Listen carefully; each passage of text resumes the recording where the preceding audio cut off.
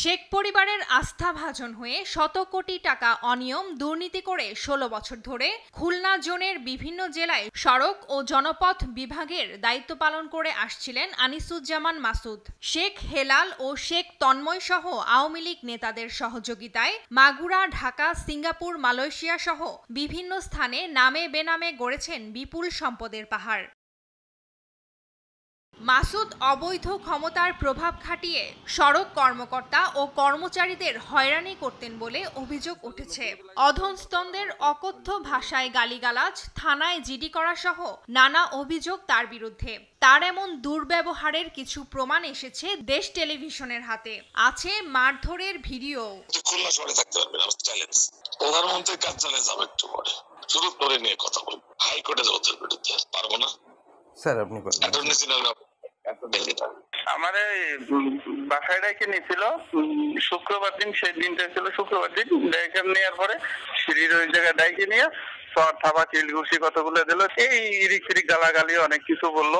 তারপরে আমার ওইখানে রাখছিল প্রায় 12 দিন। তিনি খুলনা ২ আসনের সাবেক সংসদ সদস্য শেখ সালাউদ্দিন জুয়েলের প্রভাব খাটিয়ে তোয়াক্কা করতেন না ঊর্ধ্বতন কর্মকর্তাদেরও। নির্বাহী প্রকৌশলী থাকাকালীন তাদের বিরুদ্ধে করেছেন সিআর মামলাও। তো নরমালি সবার সাথে অনেক বাজে ব্যবহার করতো, স্টাফদের সাথে গালিগালাজ, মারধর, বিভিন্ন রকম সমস্যা করতো। স্টাফ না খালি অফিসারদের সাথেও এই ধরনের বাজে ব্যবহার করতো। ছোটখাটো স্টাফদের সাথেও করতো, তাদের নামেও মামলা করতো। শুধু তাই নয়, নিজের বদলি ঠেকাতে সাবেক এমপিকে দিয়ে সুপারিশও করিয়েছিলেন তিনি। এমনকি নিজ বাড়ির কেয়ারটেকারকেও অকথ্য ভাষায় গালিগালাজ করতেন মাসুদ। তাকে অনৈতিকভাবে মামলা দিয়ে হয়রানি করার অভিযোগও করেছেন ওই ব্যক্তি। তাই আমার ছিল শ্বাসকষ্ট হওয়ার পরে আমি সকালে দেরি হলে আমার 60 টাকা বাজে গেল। তখন তার স্ত্রীর সঙ্গে আমার উল্টোপাল্টা বললো, তার শাশুড়ি তার স্ত্রী উল্টোপাল্টা ব্যবহার করা গালিগালাজ করলো আমাকে। রাত্রে আসা করে জামাত করে বেমি করে উল্টোপাল্টা গালিগালাজ, তারপরে আমার বের করে দিল। পেলাম বড় স্যারের দ্বারে লিখিত জানালাম আমি এসি স্যারের দ্বারে। তারপর থেকে সে আমার মামলা শুরু করলো।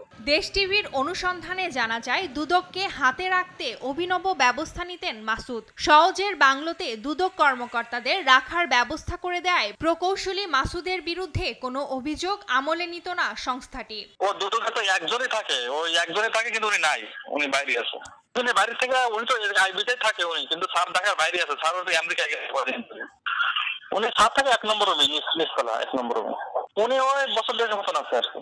নির্বাহী প্রকৌশলী থাকাকালীন উন্নয়ন প্রকল্পে প্রায় 450 কোটি টাকার কাজ করেছেন মাসুদ। এসব কাজেও নানান অনিয়মের অভিযোগ রয়েছে তার নামে।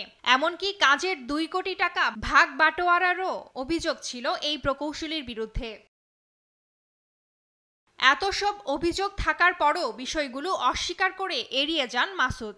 প্রথমে যে বিষয়ের কথা বললেন, আসলে এই বিষয়ে পুরো তদন্ত হয়ে পরে কিন্তু এটা আসলে এর কোনো প্রমাণ পাওয়া যায়নি এবং এটা থেকে আমাকে অব্যাহতি দেওয়া হয়েছে। 2 কোটি টাকার যে বিষয়টা বললেন যে তদন্ত হয়েছে, এটা আসলে দুদক কর্তৃক তদন্ত হয়েছে এবং এটা আমার পরিসমাপ্তি ঘটেছে। আমার বিরুদ্ধে আসলে অভিযোগ পাইনি, তারা তদন্ত করেছে ডিটেলস। অভিযোগ তদন্ত করে তার বিরুদ্ধে শাস্তিমূলক ব্যবস্থা নেওয়ার দাবি সংশ্লিষ্টদের। নিউজ ডেস্ক, দেশ টিভি।